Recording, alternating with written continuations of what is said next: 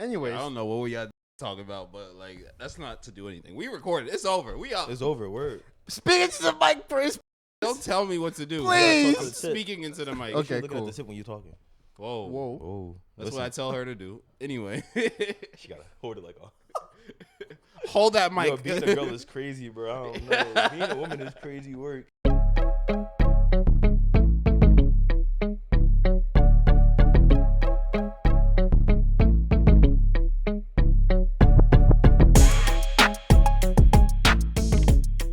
Anyways, Good for you.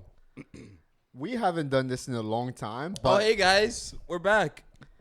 as you guys can see, there's I know a that you guys missed out on an episode. It's crazy how I can't even do my intro anymore. Anyway, It's crazy. I'm how sorry for the delay, but as you can see, can I do my intro now? Like, can I? Gene's gonna do his intro. Can I hop on? Whoa! Hop on what? Whoa! Whoa! Who are you? Whoa, what you hopping on? Welcome back to CJ Unmuted. It's been a while. As you can see, we have a different setup going on. As you can see, we have a special guest in here.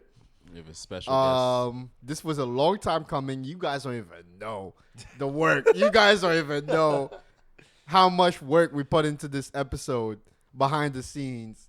And yeah, I'm happy we're here, Chris. guest. Yeah, me too. It's been a good week or so. Week. Getting this shit together. Week or two.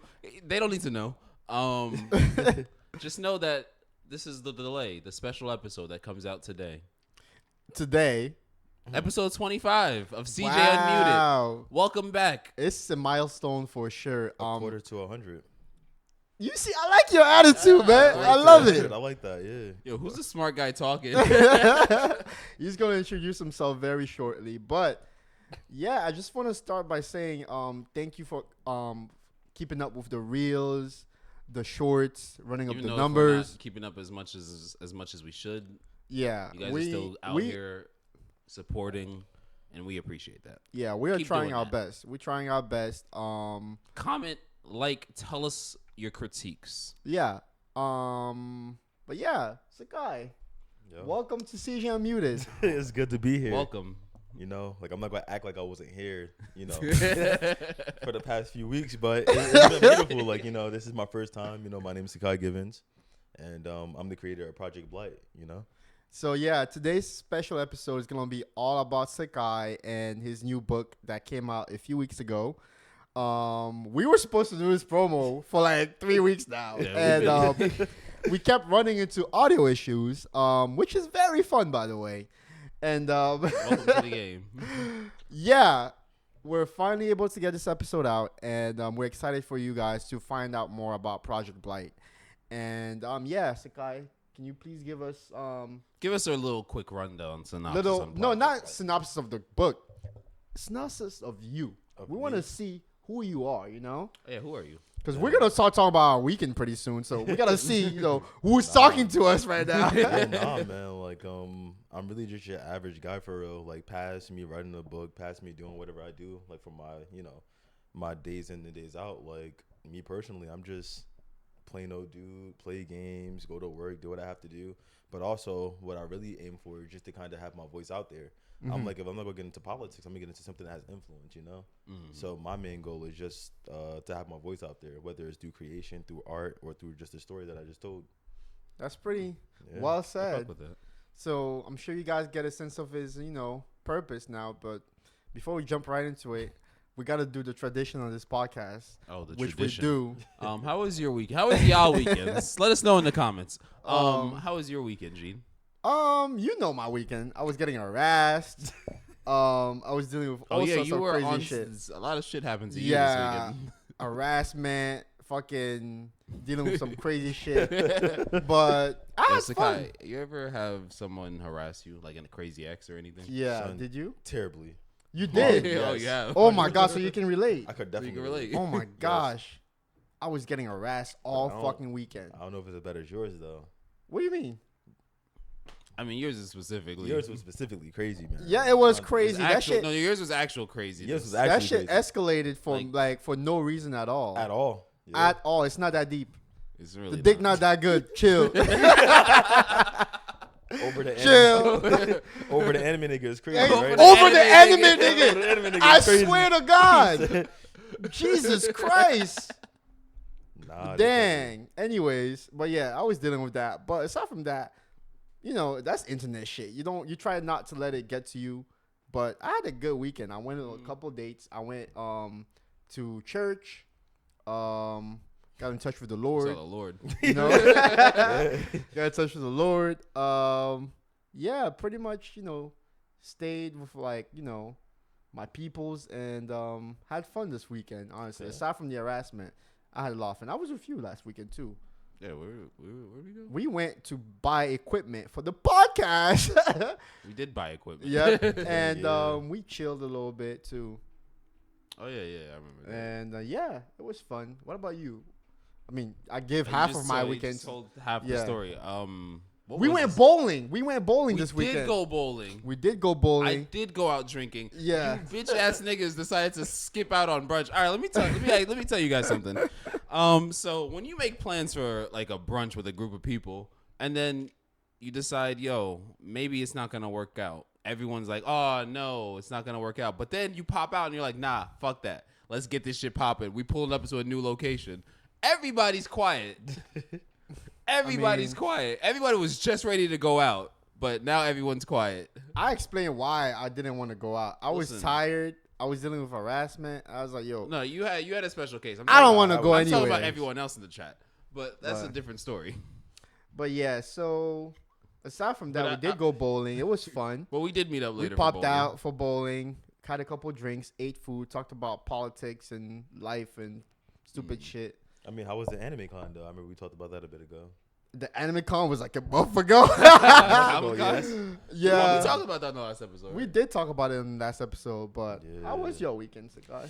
Man, my weekends are always the same, man. Like, I'm already writing the second book for Project Blight. Ooh. And past writing, I just kind of take the time to chill out. Like, I play my games, vibe out. I try to cook a little bit on the side. So I just be vibing, man. Like, my weeks be really You short. chefing it up? You on Instagram?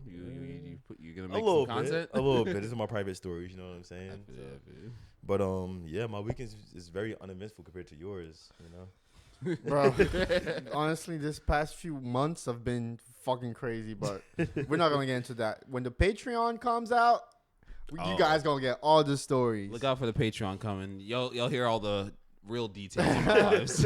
But with all that said, I want to get into Project Blight. I've been very excited to share this project with all you guys. I'm sure Sakai has a lot to say about it as the creator, of course.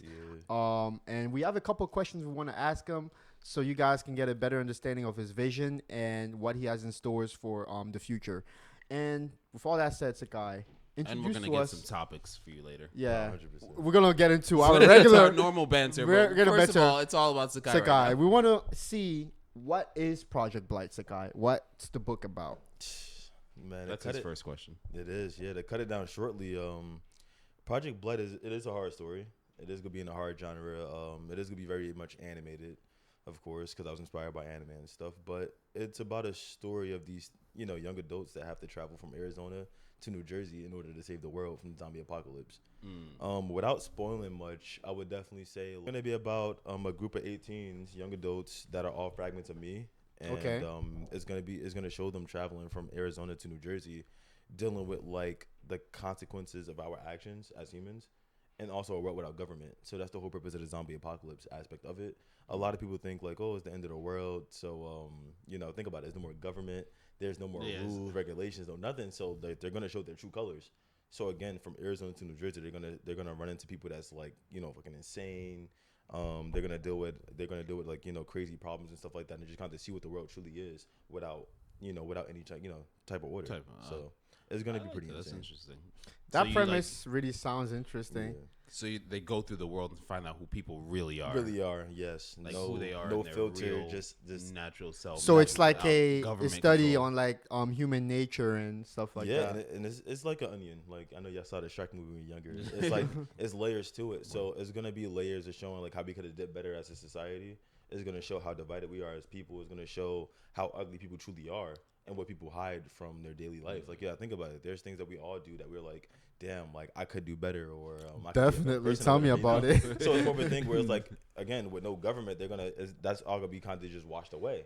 So it's gonna be more of a thing where it's like, this is who I truly am, and nobody can stop me from being who I am. So Okay. it's gonna be pretty interesting. It's gonna be pretty ugly. So they have powers and stuff. This The is main, definitely like sci-fi esque. yeah, sci-fi, horror. yeah, sci-fi horror, yeah. Okay. That's pretty interesting. I don't want to, dig Yeah, too deep dig too into deep it into that, yeah. because I want the audience to find out for themselves. But I'm curious about your inspirations and what made you gravitate towards writing. Well, I can't draw for anything. Like any of the art that anybody sees for this book for Project Blight, it all came down to one of my illustrators from Europe. She's Okay. very talented, and I was happy to collab with her and get some. We're work gonna done. put her at somewhere Put here. her at somewhere, yeah. And I can't draw. Like I cannot draw for anything. I practice. I have my little drawing pad. So I've learned that one thing I can do is like I'm pretty well spoken. I'm pretty well written. And even though I'm getting better, I'm like the best thing I could do now is write a book. And from Okay. there, I could move up into the ranks of like writing books to writing scripts and to actually get into the field that I need to be in and have a team surround me to do the things that I can't do. So it's like I'm one of the type of people that works on my strengths and then have things to cover my weaknesses. Okay. Yeah. So in that vein, who or what inspired you to write? I what are would your say, biggest inspirations? Yeah, like your my basic biggest inspirations, Yeah. like from when I was younger, I would definitely say again, I grew up on Naruto, One Piece, Dragon Ball. Like those are some of the first animes I watched. So but a I would- huge anime influence. yeah, huge anime influence, and I like. I'm blessed to say that I was able to like enjoy it when I was younger. Like when it was not as popular as it is now. But that inspired me, and then alongside like horror, like I feel like a lot of horror movies from back in the day are not the same anymore, and I feel like we get I could agree with that. yeah, like I don't know how to explain it, but I feel like horror is not what it's supposed to be. Like you have some pretty good slashers, you have some pretty good, psychology things going on, but you don't have a good mix of all of it. So what Project Blight is supposed to be is a story mixed with like all of the gore, but also a good storyline too. So I would definitely say I was inspired by like Stephen King, I was inspired by Junji Ito, and all of those other big names out there. That's pretty cool. So, did you always feel like you were gonna become a writer, or is that something like you developed as you started growing up? I did write a lot when I was younger. Like I loved reading. Like I was not gonna say I read 100 books a year, but I did love reading some books, and I would definitely say like at some point I was writing like poems and stuff like that. Poems. I didn't know about that. Yeah, like I was writing like poems. Like, For those of you guys who don't know, me and Sakai went to high school together. yeah. We played volleyball together. We were teammates. I did not know any of it. this, so this is like new info to me. So yeah, like when I was younger growing up, I used to just write a lot, like whether it was like small music lyrics or like so whatever, even if it was as corny as possible. I was always into writing because I feel like that was again one of my strongest suits. Like past anything else, when it comes out to a creative outlet, I feel like writing was the easiest thing to do compared to drawing or compared to like crafting some type of molding or whatever the hell it was. So I feel like writing was always in my heart. Wow. It was always there. So it's like something that like a hobby of yours that Yeah. eventually became something you felt like sharing with the world. Oh, Because easily. I have someone in my life that that's like kind of like a writer too, Yeah. and they're always very nervous about sharing their work, sharing what they write and stuff like that. How do you feel about that? How do you feel Yo, about it's- letting your creation into the world? It's nerve. Yeah, what do you have? What is your for the writer that's just starting writing or just like getting into it because you published your first book? Yeah. What do you have? Sorry, what advice do you have for the people that are Answer about to do it? whichever question No, first. no, and I'm gonna try to keep it brief. Like one, I could tell you like why it is nerve wracking because like I had somebody read the book in front of me and I'm like, please don't read this out loud. It's like it's like somebody reading your thoughts out loud to you. So it's more of a thing where it's like you got to remember when you're writing this stuff and you're doing whatever you are doing, you got to put your heart into it. So if you're being like genuine and realistic, it's going to be nerve-wracking seeing somebody else read your things, listen to it, or even just see it because that's who you are and that's what you're displaying to the world. Or more or less, that's part of you that you're displaying to the world. So, like, it is going to be nerve-wracking for that to happen. But the best advice I could give to people, too, is just that, like, you have to be true to yourself. Like, in order for you to make any progress, in order for you to meet people that you want to meet, in order for you to make it further, you have to be true to yourself in all types of aspects. So, like, I am a very, like, I'm not a nervous person. I'm not, like, scared to like show who I am. I'm not scared to talk in front of people. But like that first time that somebody read in front of me, I remember I was like, please stop. I'm like, don't do this to me. Like, Were you please. cringing a little I bit? was, You I cringed a cringed little that bit. little- And they was like, nah, man, like it's pretty good. Like this is crazy. But I'm like, it's the fact that like this is what I put on paper when I was in my room, you know, at probably 1 a.m, just typing away. And it's like, nah, you're reading that aloud to me. And I'm like, please stop it. So it is pretty nerve wracking, but also it's just like as long as you're true to yourself and you like you put what you believe on a paper, it is what it is. And it's like it's just the fact that you're showing your true colors. Again, it's kind of like one of those things where it's like you have different faces that you show to people, and the fact that like your writing, your music, your art, or whatever it is, you're showing to the world is exactly who you are with no filter. Wow, that's very like powerful. Like, because I know it takes a lot to like for artists to like share anything they create. Even I can relate. even being on this podcast, like it's a lot to put yourself out there for the world, right? Yeah. It's like not easy to be on camera and Like, just let me yap ask- away. Let me ask you a question. And like the times where like y'all sit here and record this or whatever, right? I could imagine like when y'all going through editing editing your videos and stuff like that. I can imagine like, damn, I don't want to put this in there because it's all gonna all the time, all the time, right? especially Trust me, early there's on. some clips that are not out for a Yeah, reason. early on when we first started this podcast, it was very hard to just publish anything that we talked about. I'm not gonna lie. There was a very huge sense of anxiety that came whenever we were about to drop. Because I'm like, do I really, really want to put this out there? Do I really, really want to talk Do like I this? really want the world to know my opinion? Yeah. Do I know? Do I want the world to know like who I really am? Like, I mean, they why don't do I know.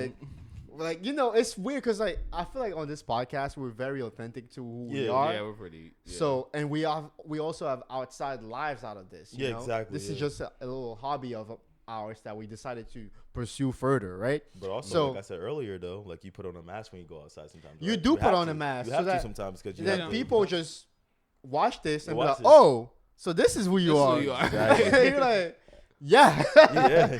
So it's kind of like there's this anxiety that comes with it, but I feel like Yep. over time, once you keep sharing and Yep. doing this for a little bit, you get used to it. We've been doing this for almost a year now, and Yes, we're getting close up there. we're getting close to a year, and I don't get anxious whenever I go on camera anymore. You I used don't. to it, yep. Yeah, I just be don't get- chilling. Like I like the journey of just getting completely relaxed and being like, yo, I'm gonna put this episode out. I'm gonna say what I want to say. Yeah. And then I'll think about it later. Yeah, I don't think about it anymore.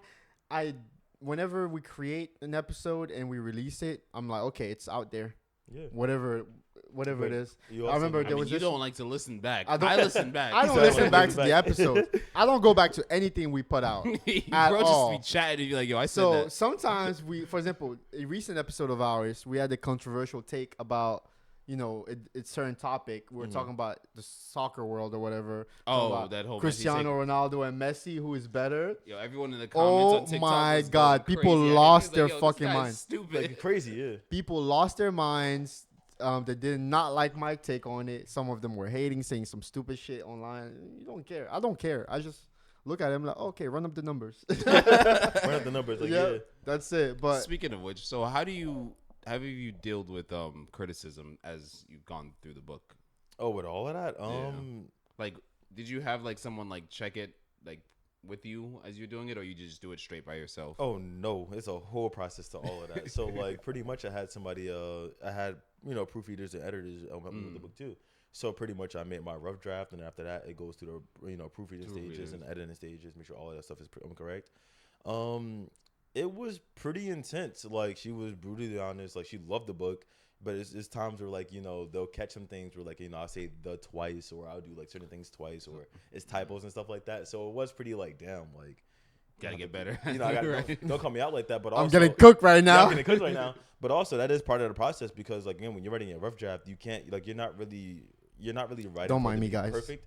You're writing for it to be like just to get it done, and also after that, then you go through the revise. So like with that whole process, it was pretty interesting. It was pretty smooth, but she definitely did hit me with some good questions and like hit me with like, how can I put this?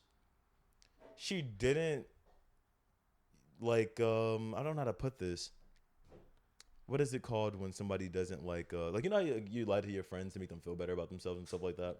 She didn't She didn't sugarcoat you. She didn't nothing. hold your hand. She didn't hold my hand or She anything. gave She you was just brutal, like honest brutal, facts. brutal honesty. Brutal honesty. That's right. exactly what it was, and that's what I needed too. Because I feel like when it comes down to any type of relationship, you need that brutal honesty to make sure that you're not bullshitting yourself. Yeah.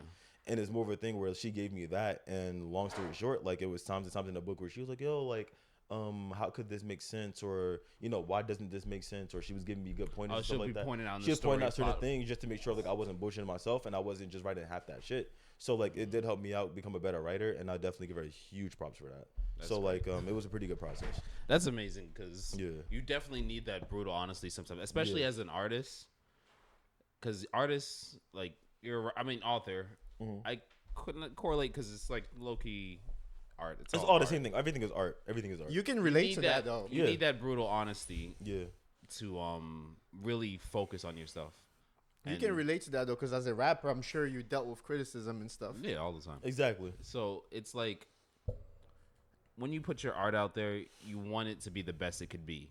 So when you get the criticism back, it hurts. Yeah, but you gotta have thick skin. And I wouldn't say it hurts, but it doesn't hurt. You do have to have thick skin. That's what it is. Have because thick skin. I just realized I didn't answer your question. So the thing with that, right, is that like you have to be able to take. You have to be able to take no for an answer first of all, and you also have to be able to like understand that all your ideas aren't just like the top of the food chain. You do like you have to realize that you could be better. You could be, you could do better. You could write better. You could be better in whatever you do. So like it was times where I'm reading this and I'm like, no, I gotta keep this, and then I read it again and I'm like, wait a minute, she's not wrong. So you have to be open to opinion. So I feel like with criticism, I don't have a problem considering that I'm very open to the people's perspective and opinions. So I would definitely say I've never had a problem with like criticism, only because I'm open to learning and I'm open to be adaptive. Like you have to be. Yeah. I'm just curious though, what's the target audience for this book? The target audience, it would definitely have to be like anime lovers, because again, this is not just planned to be a trilogy. Again, it is 2 more books coming to this. It's planned to be animated. Again, I can't draw at all, so me getting this paid to get animated would be very expensive. So my plan is to get it to the anime community. Anybody that loves horror, anybody that loves like the gore aspect of things, anybody that loves deep stories to have to pick it apart and like kind of watch it over again, like this is to them. So like in the same way, like if you love Attack on Titans, you love Tokyo Ghoul, you love like I can't really think of too many names right now, but if you love any in-depth stories or whatever, you would definitely love Project Blight, only because it fits that genre. But don't you feel like that kind of boxes you in if it's just targeted towards that target audience? Because I'm gonna admit to you, you gave me 2 copies of the book, right? I shared it with somebody that has nothing to do with anime, nothing to do with that type of stuff that we like, and stuff, and they're enjoying the book. So are you doing yourself a disservice by only targeting that community? No. Or do you feel like it can be open to a wider spectrum of people? I feel like that comes with the whole like don't judge a book by its cover. Like as corny as it may sound, that's how it comes. Like it comes down to just what that person is trying to get into and what they want to learn. But realistically, it has to have a genre. Like when I not to break off too far, but when I made the book, I had the idea of not having a main character. Because it was more of a thing where it's like, yo, I want to have all these characters have their own spotlight, have them have their own character developments and everything else to the story. But it came down to me having to make a main character so that like it had some type of structure, I guess.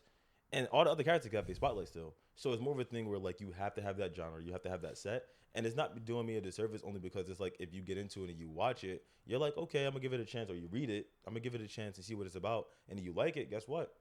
You like it. But if you don't, then it's not for you. So it's more of a thing where it's within that same category of like understanding that everyone's not gonna like it, but then some people will.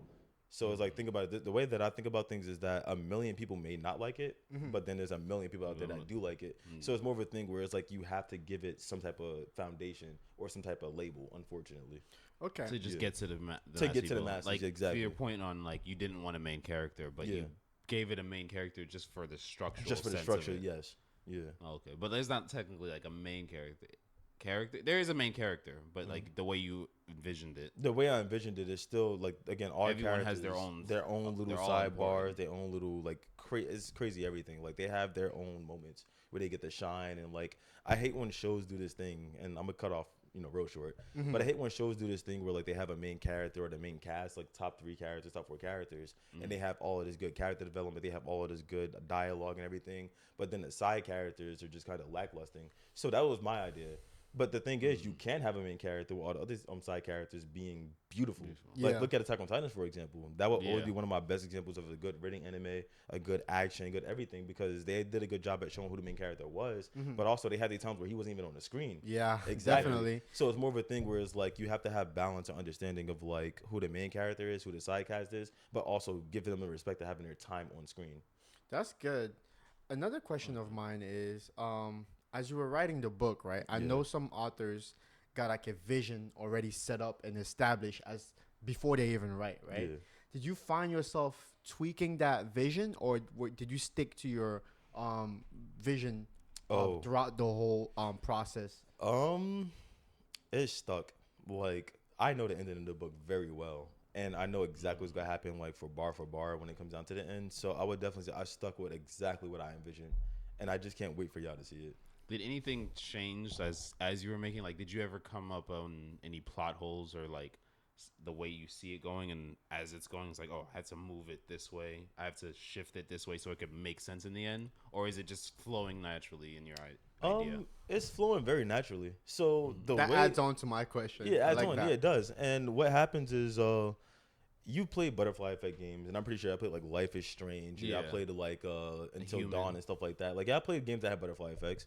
So the way that I wrote it was just for I have points that's bound to happen. Like, these are guaranteed points that happen. So let's say, for example, A, B, C to Z. Those points are bound to happen, but in between A to B, what happens? I leave those kind of open for myself to like have creative room. So there's things that are bound to happen and not going to change. Like, those are pinpoints that's going to happen in the book. And then in between those A, B, C's, whatever, all the way up into Z, there are things that I kind of let breathe up until like I get to that point to actually write down.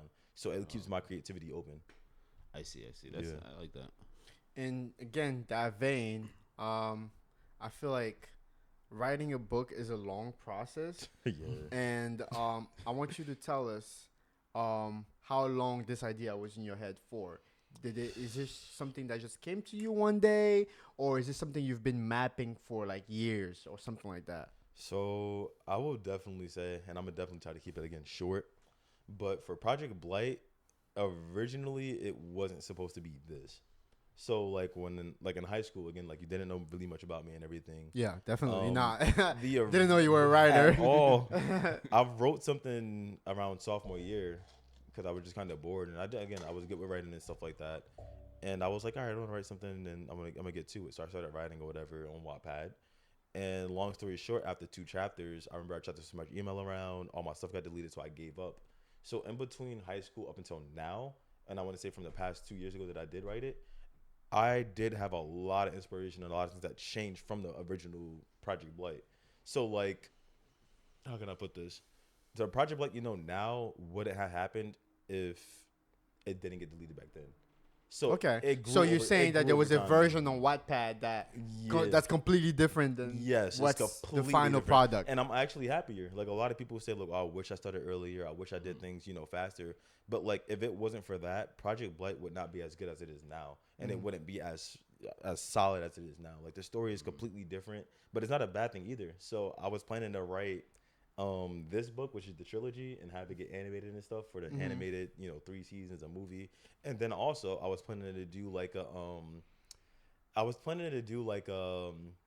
what is it called, like a spinoff of Okay. what Project Blight should have been if Oh, it a got, spin-off. yeah, like a of the spinoff. And it original. wasn't gonna be this, it was gonna be like just what if I did finish it back then.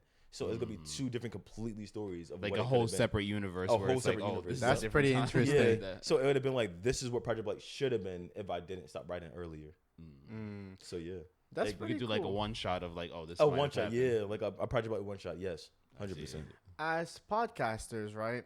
I don't think we don't have a ritual before we start, creating content. I feel like our friendship is the ritual. The ritual. Yo, the ritual is Yoiti Kenkai. Because me and Chris pretty much see each other every single day. We have good banter. We're best friends. So that's our ritual, right? What's your ritual when you get to writing? What do you do before you start to write? What's your happy place? What are steps you take to get into the zone? Unfortunately, for a horror book, there is no happy place at all.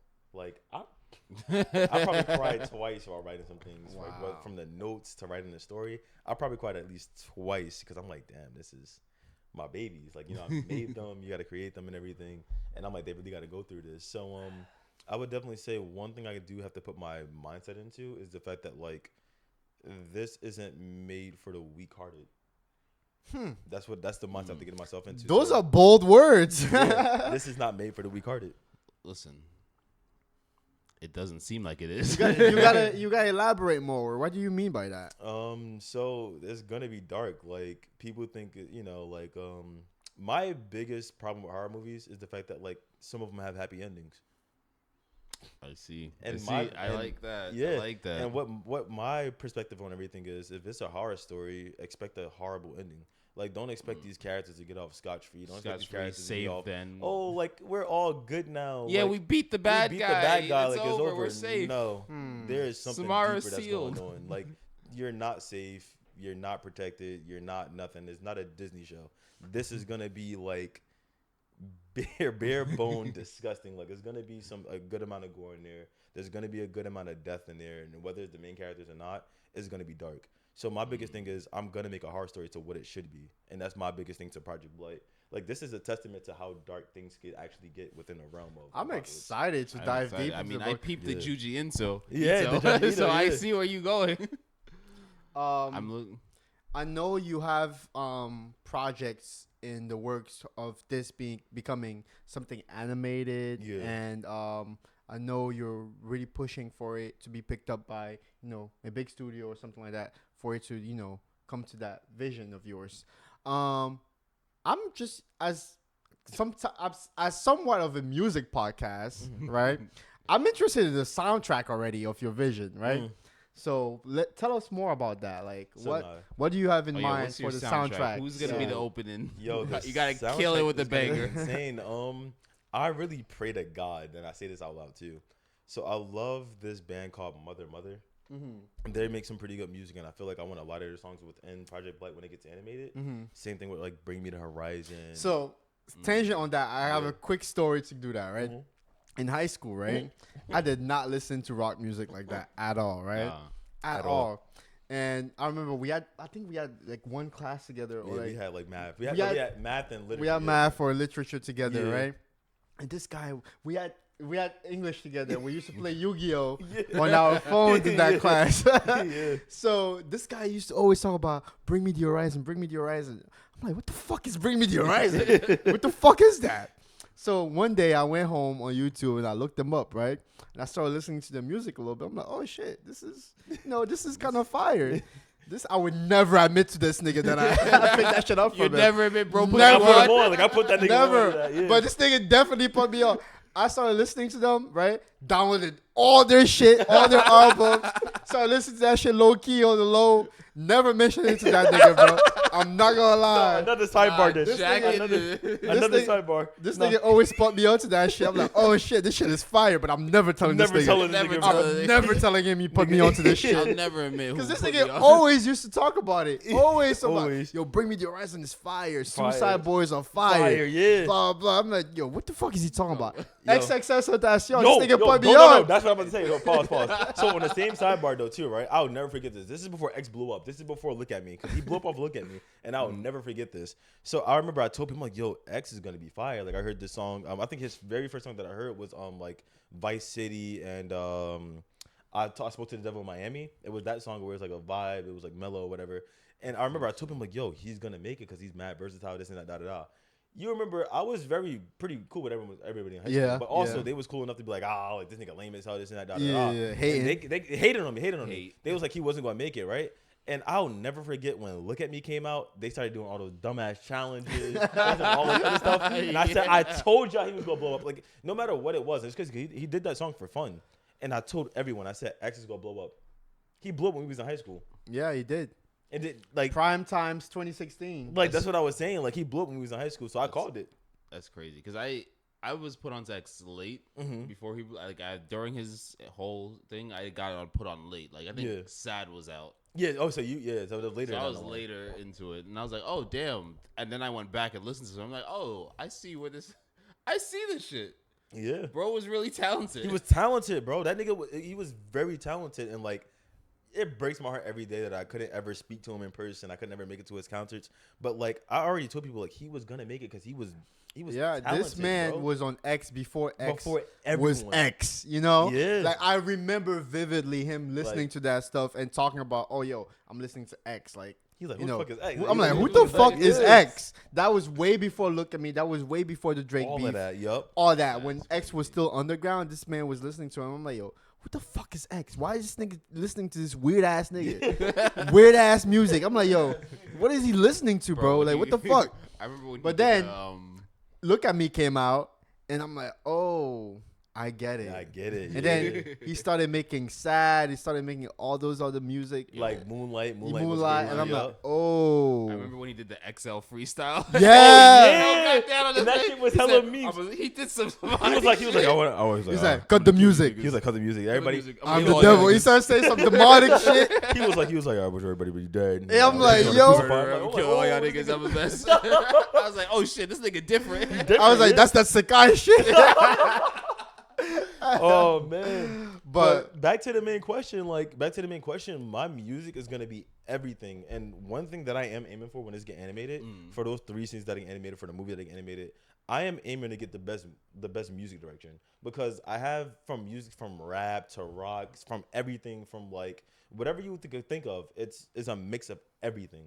And it depends on the character, it depends on the scene, it depends on like the emotion that's going on. And I feel like people always like for example, y'all seen anime edits before? yeah, Y'all saw definitely. anime edits. Y'all saw they're always great. Always great, right? AMVs, all that other AMVs stuff. are I grew up on AMVs, Exactly. man. But 2012 Naruto versus Sasuke, Linkin Yup, Park. all of that Yep. shit. Linkin Park, AMVs? exactly. Oh, Like, yeah. yo. And all the other shit like 30 Seconds to Mars and shit like that Yep. too. So my biggest thing is, how come they never implemented that edit style to like TV shows? How crazy would it be if you could put like, and I'm not trying to say it have to be the whole music video. How crazy would it be like, it's an episode going on, and then halfway through is a music video, and I'm like, it's a montage of niggas fighting, it's a montage of shit going crazy, and it's like an edit, it's like an edited perfect version. editing You of the see music a in perfect editing to the background. music to the TV show. So I was saying to myself, like, I have a bunch of, again, rock, a bunch of rap, a bunch of everything that's gonna be within Project Blight, and it's gonna go crazy. Like, it's a mix of everything. I can't even give it like just, it's gonna be just one thing. It's gonna be here and there. But like, as far as openings goes, and as far as what I want exactly for Project Blight, I would love if Mother worked with me. I would love if Bring Me the Horizon was to work with me. And like long story short, same thing with Attack on Titan.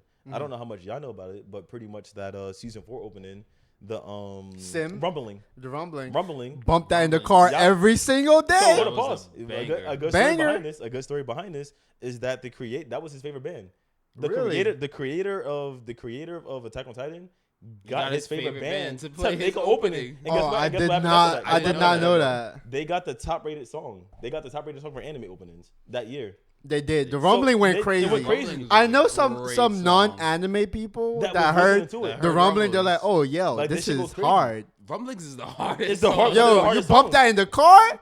Yo, that shit. When I lose it all. Exactly. Oh Lose my it all. god. Like, and That that's what I'm shit trying is to say. hard. So I'm trying to get, I want to get one of my favorite bands to be able to be on one of my Nice. whatchamacalls. And again, realistically, I'm sad because I want an X to do a song with me, like on some like Nice. on some Yes, yeah. crazy. It would have been crazy. So you kind of a musician too? Do you make music? I do have a few. I can't say albums. I do have some lyrics down for albums, and I do have one song that I did make. Okay, so you So- kind of Ah, like so you've been in the booth. yeah, you've Yeah, been in the booth. My uncle's the DJ. So I've you- been around music since I was younger. You multifaceted. I like that. Yeah. So artists all around. All around. Yeah. So I do have one song, and it was a contribute to like, unfortunately, my dead friends, like, passed away and everything. But it was more of something that was real, and that I felt like that just had to be spoken. Where it was like, damn, like, this is my life, and this is kind of what we went through, and this is just how I feel about the people that was around them. So it was just, it's real. As a creator, I feel like you have to be multifaceted. Even though I'm not, I cannot fucking sing. I cannot sing Well, at all. You don't would have never to catch sing. me. You could do other things. could- You can would be just a never writer. catch me recording a song. You would never catch me, doing anything musical. But I feel like I have an acting an acting bug in me. I feel like I can He's gonna be an actor. definitely dabble in that world a little bit. What about Listen, you? when you get to your debut movie, we're gonna be in there Debut and be like, look at movie. this guy. But honestly, growing up, in high school I used to direct skits for my friends. I used to record skits. You remember Abidal and them? Yeah, but I'm right. Yeah, I used to always film those skits. I used to direct them. I used to help write and come up with ideas for those things. So I've always felt like I could always be behind the camera. Yeah. I feel like behind the camera work is something that I've always wanted to do when it comes to the acting world So and the you might movie also So world. you're now behind the camera. So you might also, I am behind the camera here. I frame everything in this podcast. so you might also be a good ghostwriter then too. I love directing. I love creating stories. I'm not as much of a writer as you or anything like that, but I do have some ideas that I would like one day to come into light and stuff like that. I'm still getting over my fear of sharing what I want to create. Yeah. Just because it's not easy. You never feel like it's good enough. You never feel like it's ready. Mhm. But one day I'm gonna get there. But yeah, I definitely want to dabble into the directing and filming world one day. But yeah, Oh, no, you definitely can. yeah. Yeah. Because that doesn't even come with. I would definitely say directors. There's some directors that's probably not even writers. I can't really. I'm not good with names. I'm not good with whatever phases. But I would definitely say there's a lot of directors that just kind of had the money to be one, and they could definitely make a better movie than people that's trained to be one. Yeah. So I would definitely say you could definitely step in within the game, and as long as you know what you're talking about, as long as you have a specific vision that you want to put out to the world, you could get it out there. Speaking of vision, all that stuff, I want to relate that to another thing. Challenges. So while writing this book, right? What's the biggest challenge you faced?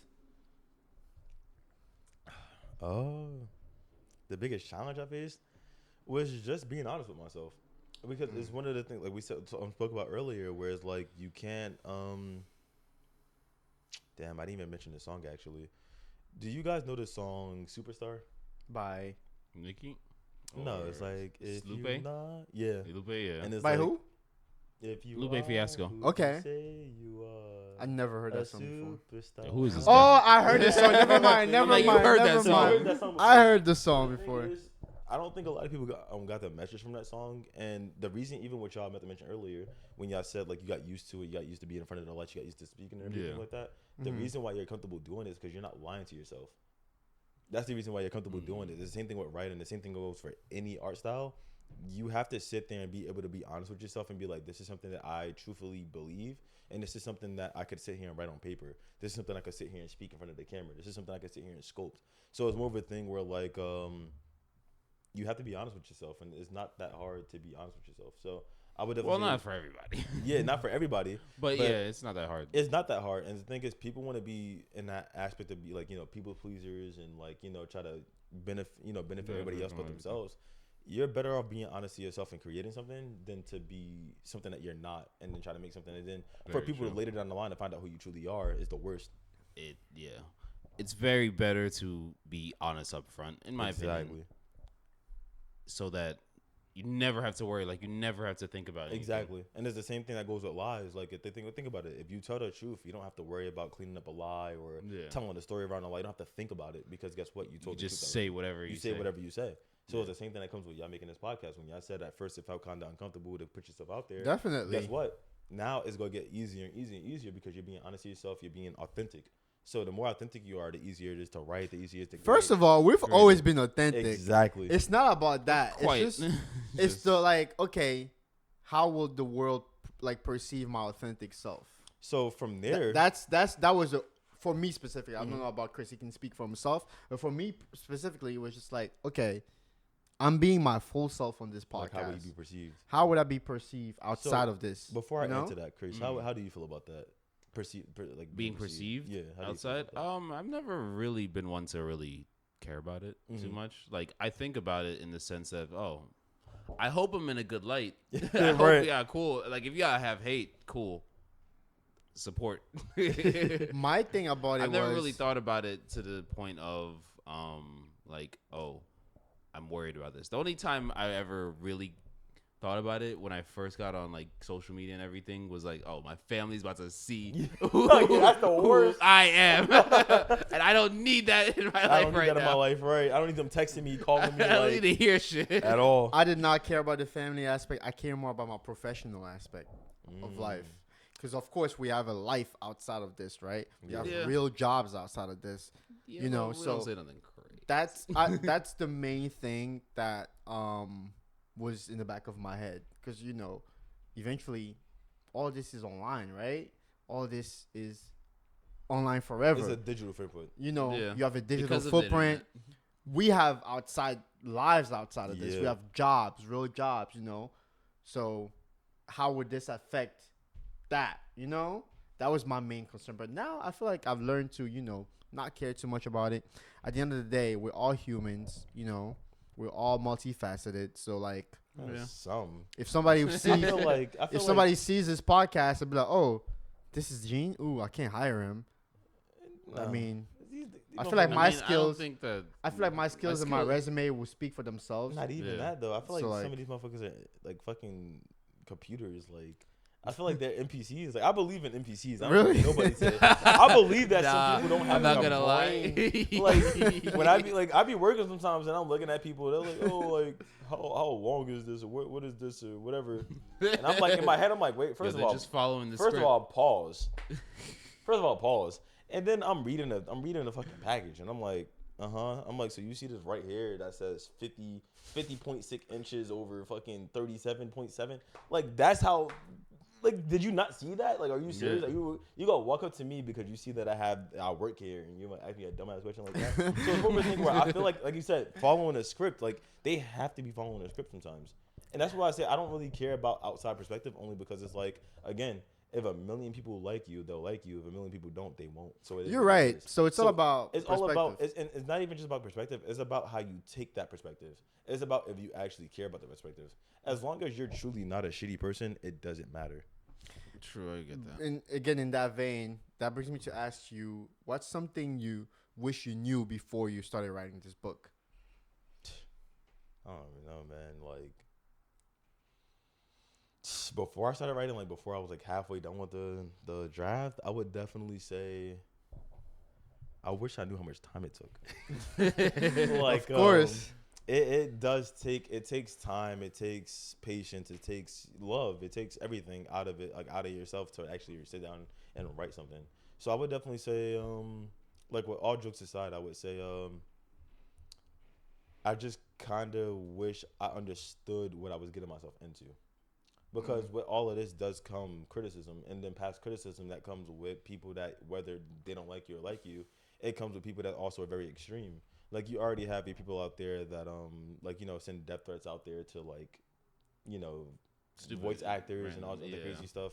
So it's like, imagine, like, me as an author writing this book, and imagine I kill off a character that they like, or I do something they don't like, or whatever it is. My name is on the back of the book. My name is in the inside of the book. So it's more of a thing where it's like, the first person going to message is me. So it's more of a thing, like, I wish I understood, like, what I was actually getting myself into in some regards.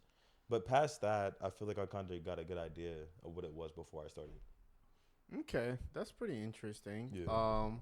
So now that the book is out, and I'm sure you've got sales already. Yeah, People yeah. are reading your book. People are reaching out to you about it. How do you feel in general?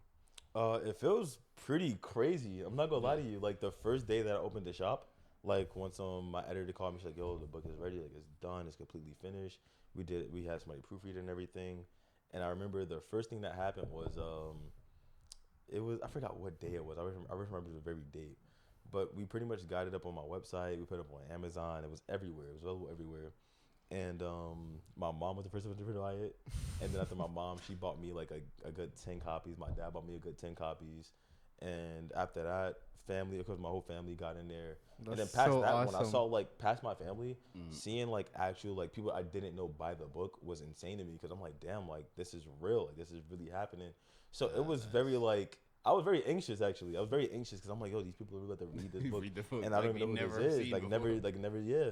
So I was very anxious when it first came out, and it was very like exhilarating in a way, just to understand that people like actually about to sit here and like read what I put on paper, sitting there days and nights, just writing. Like So, putting your whole crap out there, and my whole people are crap about out to there. watch Yeah, it people out there will like and read it and see everything about it. exactly, and like just see what I kind of sat there again day and night just writing. So it was very interesting, and I felt very like just excited in the manner, just like damn, it's out there now, and I can't do anything to stop it. Wow, that must be pretty was it. nerve wracking. It is the first day Oh, was very man. nerve-wracking. Yeah, Like, It especially is, having like your family read what They you read write. what I write, I don't know yeah. how it would feel. I don't know if my family ever even watched this podcast. I'm not gonna lie. I mean, I get support. Listen, I know they do because I got No. a comment one day and I was like, I forgot what episode it was. Gaslighting our children. You got a comment? On that clip, he was like, "Yo, you think I gaslight you?" I'm like, "Whoa." I mean, my family supports the pod. Like, they like when they see it or whatever. But I don't think they ever sat down and actually listened to a full episode. I don't think so at all. Cause I feel like people will support you, but it's a podcast. Like, we record for like an hour plus. yeah. I don't know if my family is into the stuff that I talk about here. So Listen, I'm here for everyone who wants to listen. Yeah. Because we're just gonna sit here and talk shit, and you might see some stuff later in the episode that you won't see. I know. So, but yeah, that's pretty like surreal. Like, Yeah, it is. And then just watching, also like it was like part of the money too. Like I'm not really big on the money part because money's gonna come regardless. I'm a big person I'm a big believer that like you do what you want to do in this world and money will come after. Like it's perfectly fine. But like watching the money come through past the sales and past everything, and also kudos to everybody. I'm about to be at 100 sales. really? I'm about to be at 100 sales. Wow! Yeah. I'm about to be Congratulations. at 100 sales, and it was just pretty like crazy. Like for that first day, just this order after order, and I'm like, wow, this is crazy. Hopefully, after this This is real. episode, we can reach 200 sales. No, imagine. Facts. Imagine. Oh man, Yo, go run up the fucking we're gonna put numbers. all the links in The links are in the bio. description. We're gonna Go push buy the the book. fuck out of this book on social medias. And I appreciate it. Instagram And make about sure to you go don't crazy. kill my girl in there. the black Japanese girl. But He's like, yeah, "Keep it away." so I hope that this introduction to your book reaches more people Yeah. through this discussion, and I'm excited to see what's next because I definitely know this is only the first book and you have more in store, right? Tell us more about that. For the next two. Mm-hmm. Yeah. So, yeah, the first one is actually pretty short for a book. It's only like 250 pages. So, the next book is about to be the biggest one, which is about to be two times more. Two times. Yeah, Oh, two times more than that one. But also, with that being said, too, is I watched Terrifier 3. Oh, is that the meme that's been going on social clown, media? right? The clown, and I realized I didn't like. I'm not trying to say I held back with the first book, but when it came down to the gore aspect of things, You felt like you held back. oh, I definitely held back, and it's gonna get worse. So like when I tell you this is gonna be a horror story and it's not made for everyone, I mean it's not made for everyone. So yeah, Terrifier 3 gave me inspiration because I realized that I want my story to be a balance between gore but also a very solid story, and it reminded me that like I could put whatever I want to on paper and get away with it. Like they put that on the theaters. Like that's for Yeah, everyone that to shit's see. crazy. So I feel like I censored a few things. And again, Oh, you felt like that, like, oh, I don't want to go too far. I don't want to go too far. Exactly. So when it came down to dialogue, it came down to character designs, it came down to everything else, I felt like I did pretty good. But when it came down to gore and it came down to like the destruction and everything, I felt like I held back a little bit so that it's obtainable to certain to regions. people. Okay. So it's more of a thing where like I realize now after again watching Terrifier 3, I could put whatever I want to on paper and get away with it. So you're saying this next book's supposed to be way more Bro, crazier. So this is called Project Blight Collapse. The second book is called Project Blight Carnage for a reason. Oh, It's called Carnage. Carnage. It's called Carnage for a reason. Like not no Marvel Carnage. Like it's called Carnage for a reason. Like it's gonna be disgusting. That's Like, gonna be crazy. and it's not gonna be like mindless. It's not gonna be like just senseless. Like it's all violence. gonna have a reason. Most of it. Most It's apocalypse. Some of it's gonna have like no reason where like niggas are just crazy and all doing all other stuff. But like realistically, when it comes down to it being carnage, it's gonna be carnage for a reason. It's gonna have that title for a reason. And like I can't really without I don't want to spoil anything. So like realistically, I can't say anything. But all around, it's called carnage for a reason. It's gonna be disgusting. So All right. I'm looking forward to it. Yeah. jumping off of that, I wanted to get into the back end of being an author and publishing a book, right?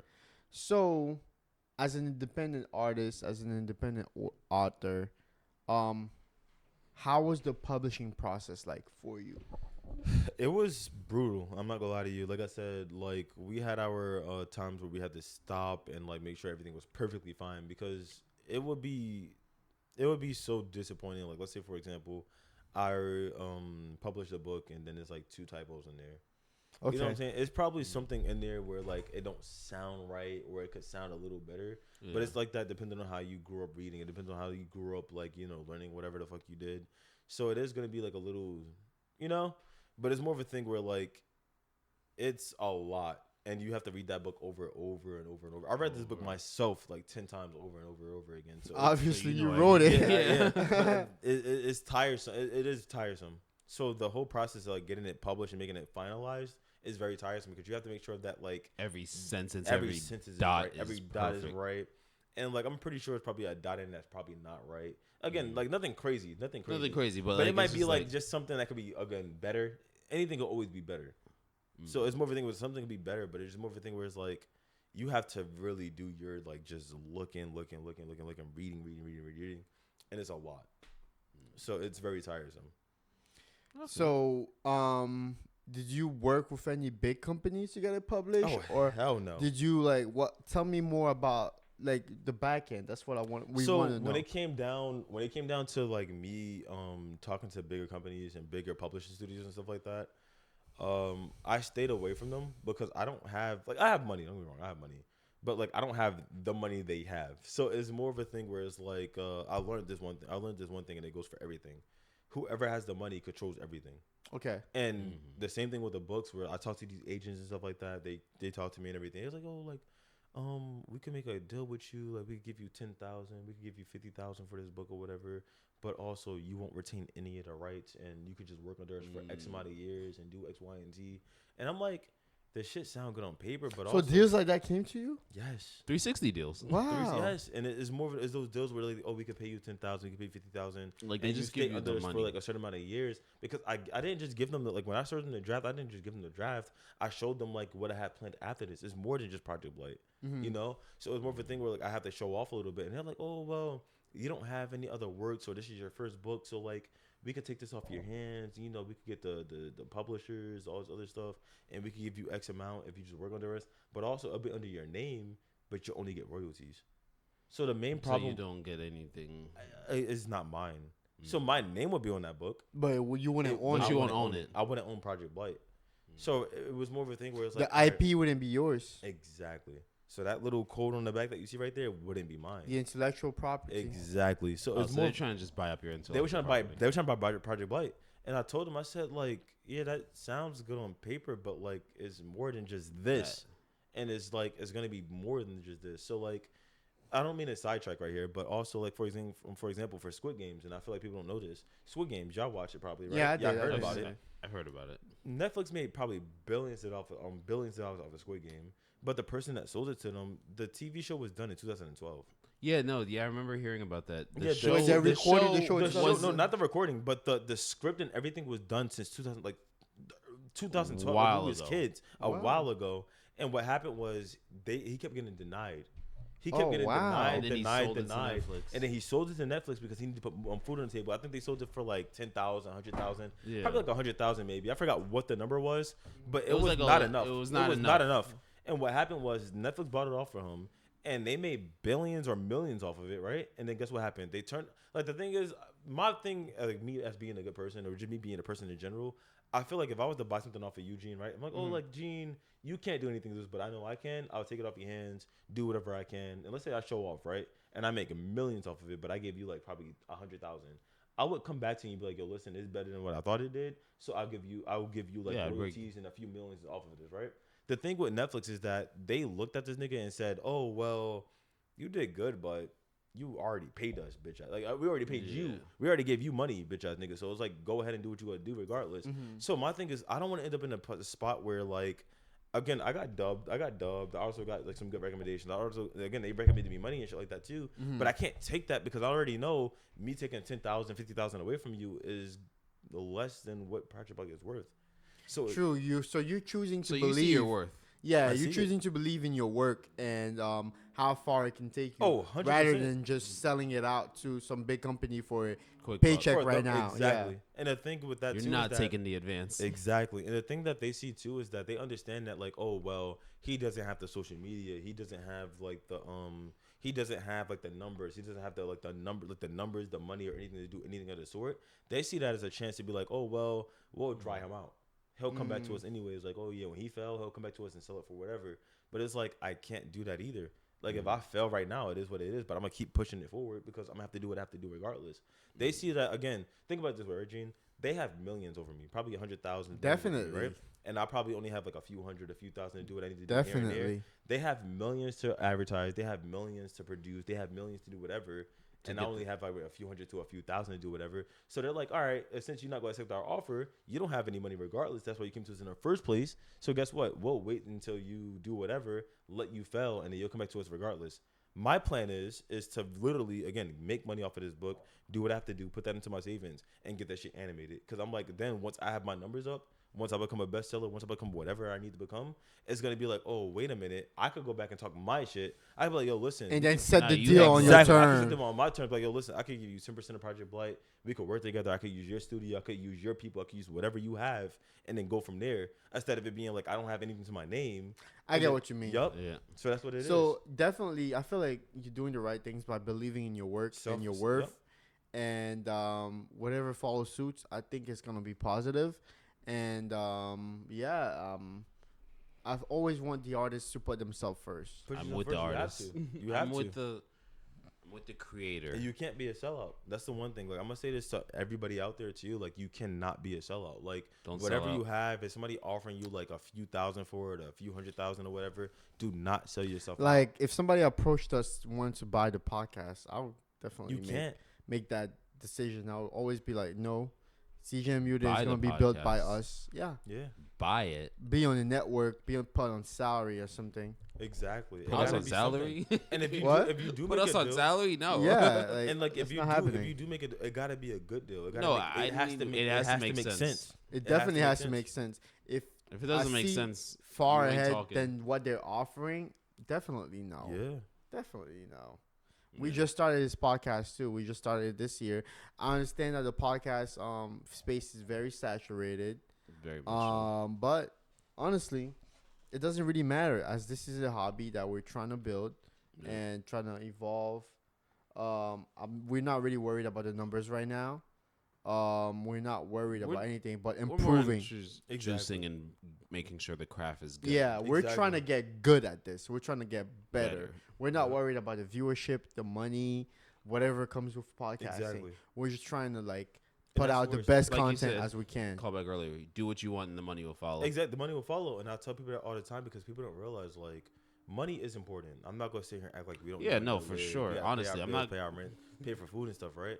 But like when I say money, like money will follow, it's more of a thing where like do what you have to do for now, and like also practice your craft. Like you said, I said it perfectly.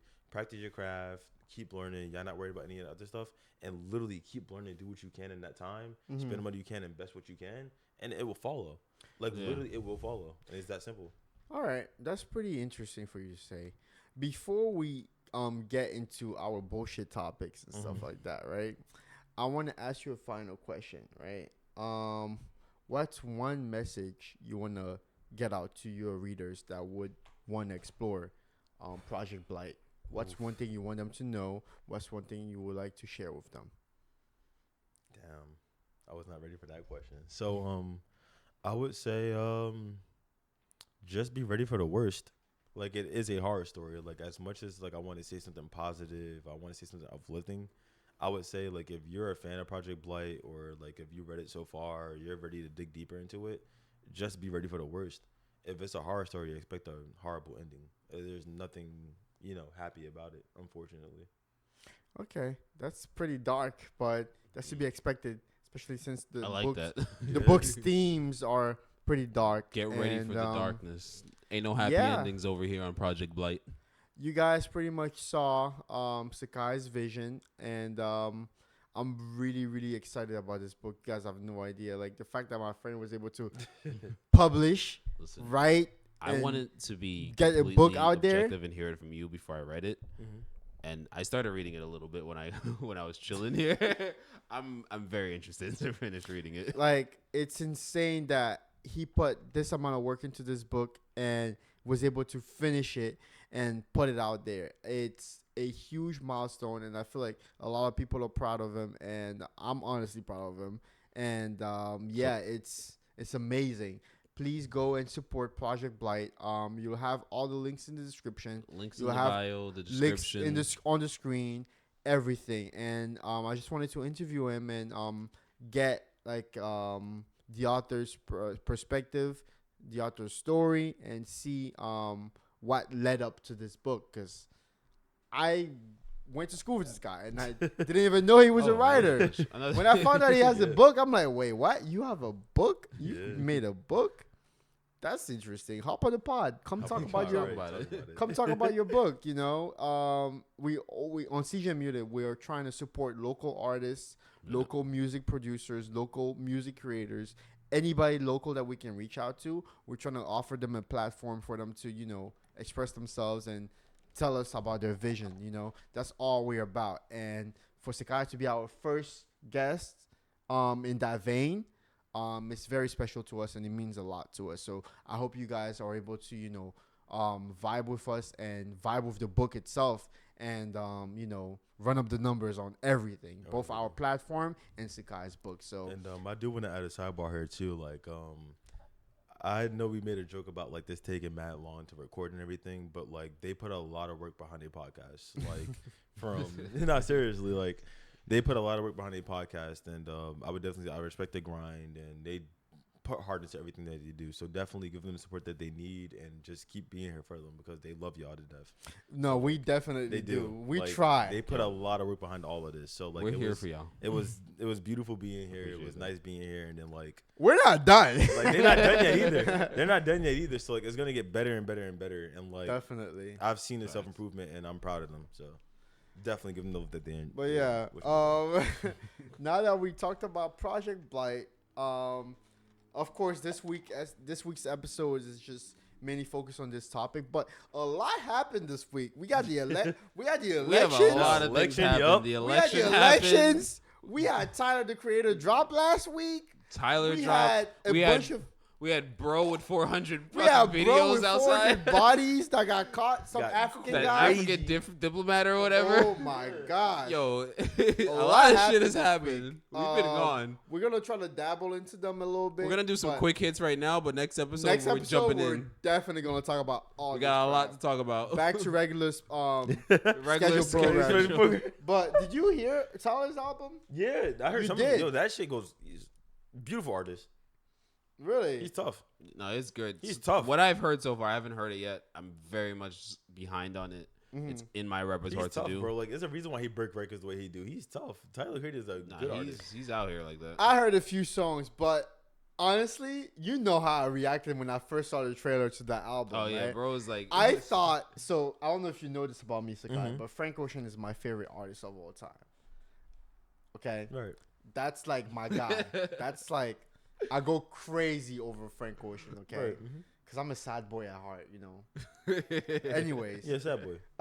yeah. So when I first heard the trailer to Chromacopia, I thought Frank's voice was somewhere sprinkled in there, and I went crazy. We was at a pizza spot. Bro was like, this Bro, nigga was like, he was is with that me. Frank? Is that Frank? Is that Frank? Holy shit! Holy it's shit. Frank! And it was Tyler Creator the whole time. It wasn't so. It was Daniel Caesar. It was Daniel my Caesar. fault. Okay. Yeah.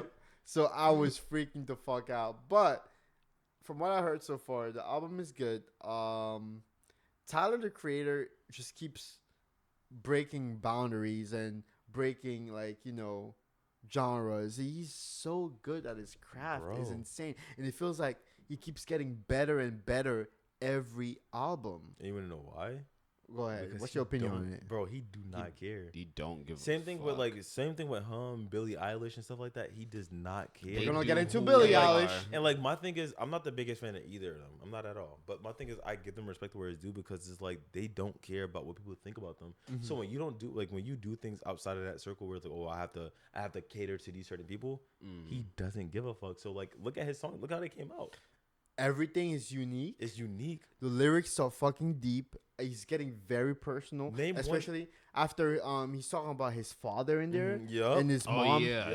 His that's- mom And is he start on the realizing- album. yup. She's admitting some shit Mhm. about how she kept him away from his father. Yeah. He's dealing with generational trauma and stuff like that. Yeah. It's it's quite a the lot. album, from what It's I've heard. an album that you have to sit down to You have to listen sit down and listen It's to. not a vibes album. Definitely not. It's something you gotta sit there and process, in Yep. my opinion. But But like everybody else may feel some and other way. it's authentic though. Like that shit is real. Like you start realizing like, wait a minute, I was lied to when I was younger. Like this is Yeah. the real story. Yeah. This is the real story to what's going on. Yeah. Like bro, he put his heart into that shit. Bro. Yeah, and honestly, ever since Igor, I stopped doubting Tyler. Bro, you know When what? Igor dropped, Did I you was hear? like, Did you oh see my his God. like? Did you see why he made Igor? I think it was Flower Boy. I didn't see why he made Igor. So it was. no, I before forgot. that. I don't think it was Igor. Again, I'm not the biggest fan. I'm not gonna act like I do now.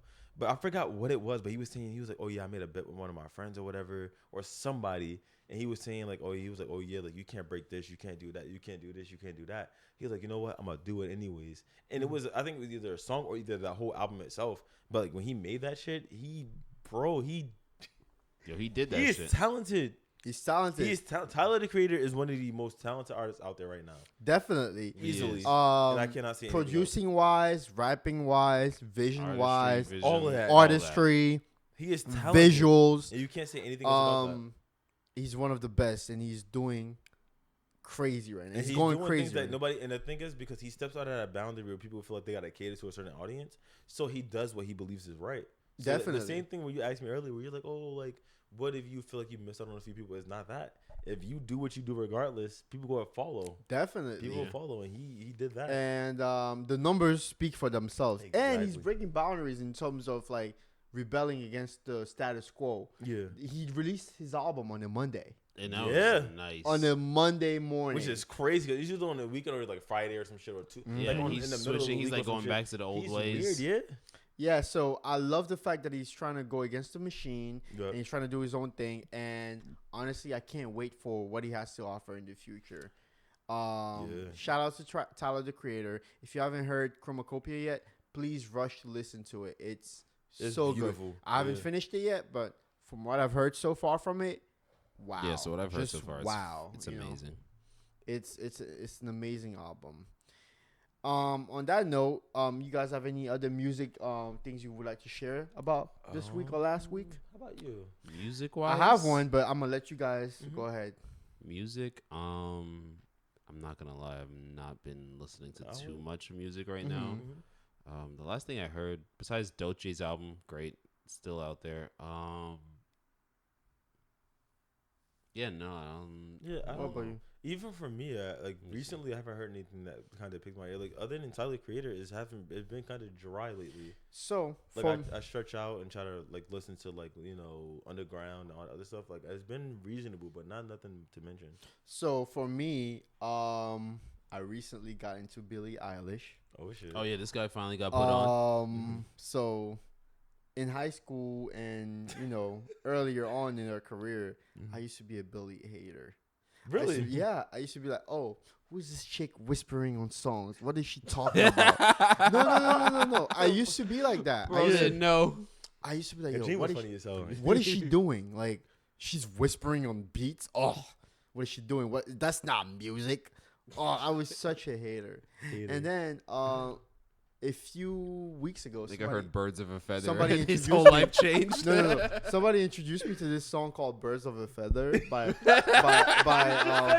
You just said it. yeah, no, he did. He by, did just say by Billie Eilish, and I have been hooked. Like ever since. no, he knows. 'Cause I Wait, watched he him just go said it. from He that said to it. the album to the albums before. I'm Oh like, my oh, God. look my at him God. finally So, finding out. I heard that song, Bro, she's and, talented too. and I was hooked, and I was replaying that song day by day at work. We'll be doing a project or whatever. That song will be on repeat, like Son, back she to is back to back talented. to back to back. Oh, I will wake up in the morning. First thing I would think about is that stupid song. it was just stuck in my head. So I'm like, let me go back and listen to some of the Billie Eilish songs. I went back to listen to "I Love You." So I'm kind of like, I'm a sad boy at heart, right? Mm-hmm. I love emotional music. I love music that like has deeper meanings. I love music about romance. I love music about heartbreak and all that kind of stuff. That's my thing. I feel like I've talked about it on this podcast for so long. That's just me, right? So going back to her catalog, I'm like, oh shit, Yeah, she's she got talking that some. shit. She's talking some shit. And my thing Like- is, I'm not the biggest fan. I'm not the biggest fan of her either. And I always tell people this, like, I'm not the biggest fan of her at all. But like, I give her credit where it's due because it's like, bro, she's also another talented artist. Like all those music videos she does those music videos herself. Like she does that. Yeah. Like, She directs special them. effects. She direct them. She say like, oh, I'm gonna be in this shit right now. Oh, you need a stunt double? No, like I'm gonna do No. that shit myself. Like I think one thing I give her a huge credit for is because I have arachnophobia, is the whole shit where she had a spider in her mouth.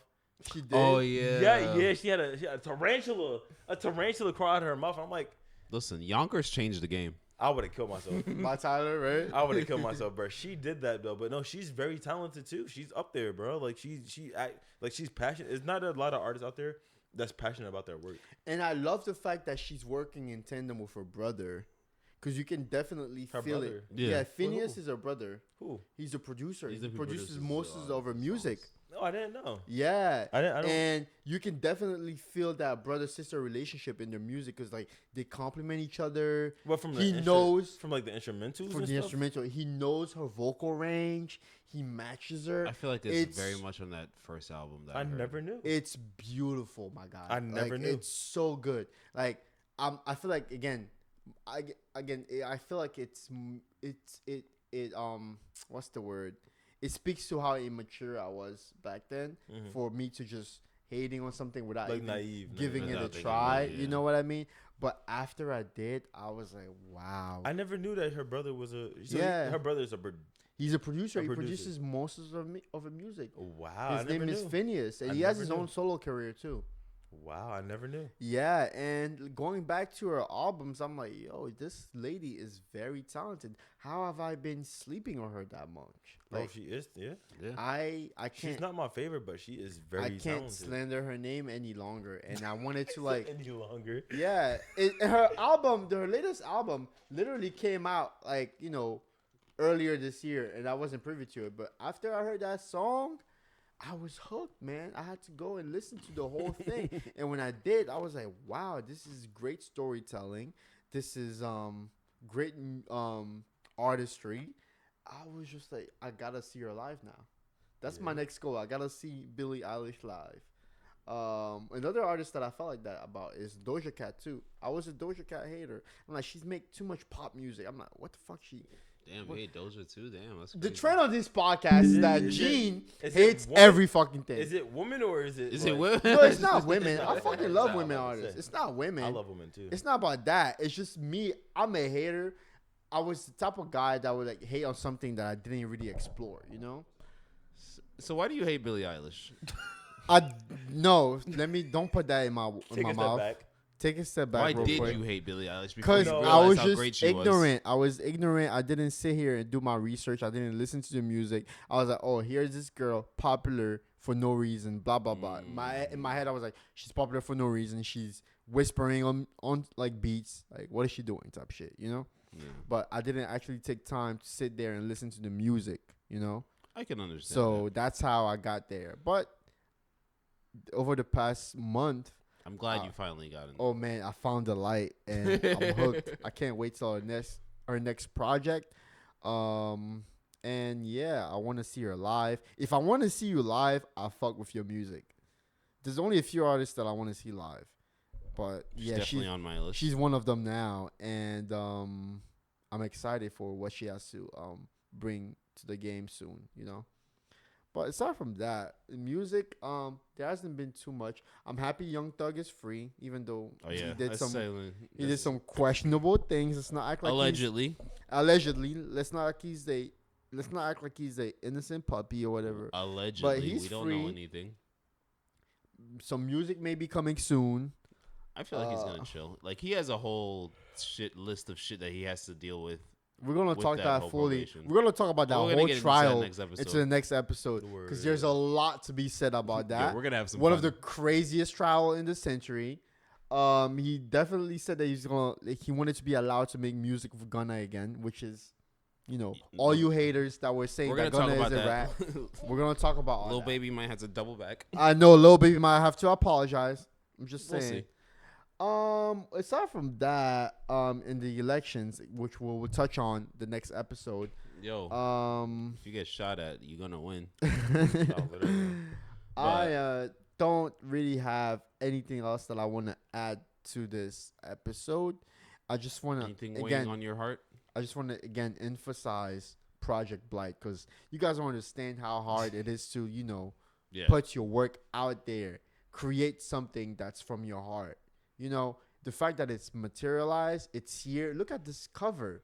The art is beautiful. Shit is fucking fire. It's amazing. The fact that he was able to materialize his vision as an artist, I would never stop respecting him because of that. It's amazing. Creating art, putting your vision into motion is so difficult. It's so hard. It's so time consuming.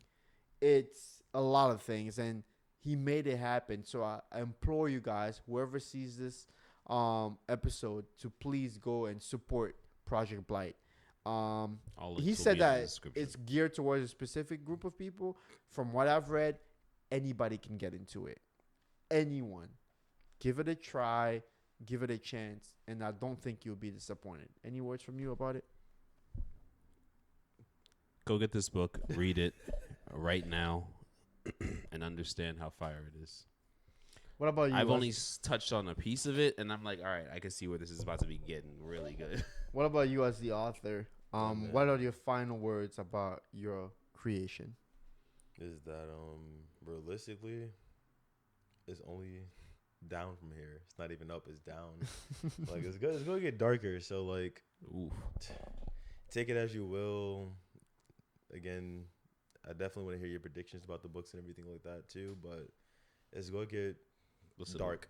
We're gonna have you back for when the second one's out. Oh, definitely. We're gonna all be caught up, so we're gonna talk. By that point, we don't have to worry about spoilers. Spoilers or anything of the sort. That could be a good conversation. Where can they find you? My Instagram. They can find me on Instagram. Hopefully, they'll link it somewhere. Yeah, your plug Instagram it in will pop first. up. Plug it in for me, and then it's 2 more books to come. It's 2 more books before I get animated. What about your website? Talk about your website. Can you tell them what it's is it? Project Blight. I think it's .company.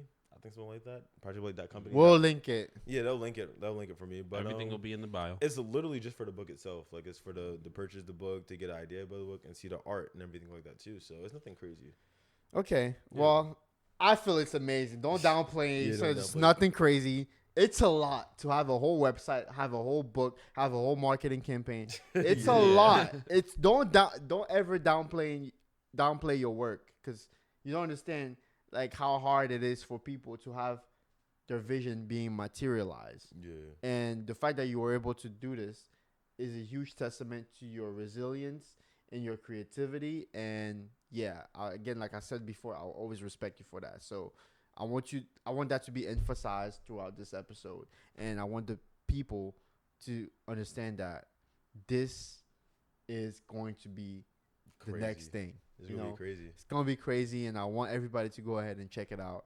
If you have any questions about Project Blight, you can ask us in the comment section.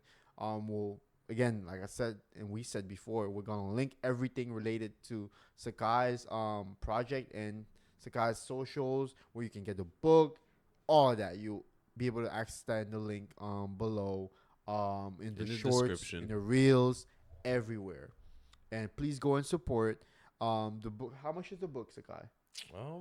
The cheapest version is like $25. It's cheap. Cheap, yeah. Go ahead and buy a $25. copy. That's like Cop a it. meal for one day. Like, you can definitely afford Cop it. $25 for a great book, And we're all black here. We support black businesses. So listen, go ahead and cop this book, okay? Get it from the website. It's the holiday season. Gift it to somebody. Gift it to your siblings, your mom, or whoever. If you know someone who likes horror, cop the book for them. Definitely do. And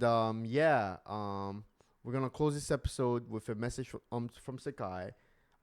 Anything you want the viewers to know? Not it doesn't necessarily have to be about the book. Related at all, Anything yeah. got coming Anything, up, just something. a message that you want people to remember you by. I would definitely say, man, you carve your own path in this world, and nobody can stop you from doing that. Like nobody controls you. You do what you want to do, and you live by that. As long as you live in your life being honest to yourself and don't be an asshole, do whatever you want to do. That's a great message, and I couldn't have Literally. said it any better. And with that said, we'll see you guys on the next episode of CJ Unmuted. This was episode 25. We're happy about making it back. this far. We're back with new stuff, and a lot of shit's coming. So get ready. Get ready for the content. Appreciate you guys for everything, and we'll see you guys on the next episode. Peace. Peace. Sayonara.